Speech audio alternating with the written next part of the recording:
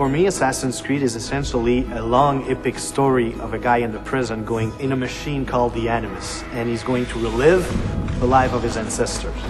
In Assassin's Creed 2, we follow Desmond, who's going to live the life of Ezio Auditore da Firenze.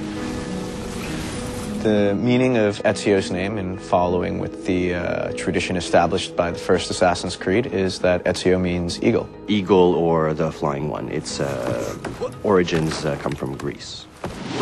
He's a young noble from Florence at the beginning of the game. He's studying to follow in his father's footsteps. His father, as far as we know, is a banker. As a rich boy in Florence, he doesn't really see the hardships of the peasants and other poor people.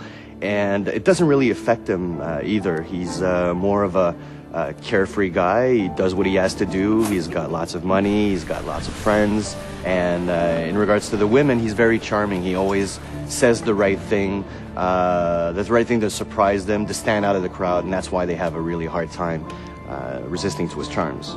Ezio is a typical Italian nobleman in many ways. He's a fiery, violent, proud personality. He's terribly proud of his family. He deals with noble people and with peasants in a very polite and courteous way, even if he's about to stick a hidden blade in your skull, right? He has a very strange talent that his father is aware of, which is the eagle vision from the first game. Nobody really knows how come he has that, but we sort of find out in the game. At one point, something tragic happens to himself and his family. What happens is that the same people that Ezio considered to be dear family friends actually turn on him.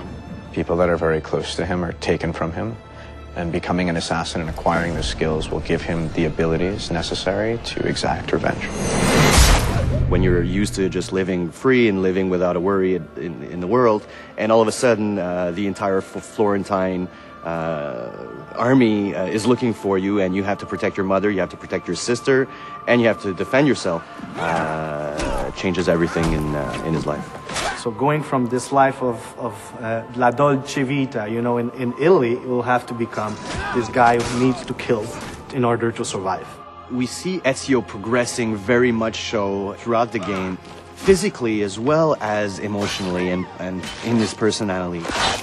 As a player, you will go just like the main character, in the same, you will be at first just like you and I, and then will become this badass main character. Before he just wants vengeance, but later on he wants justice.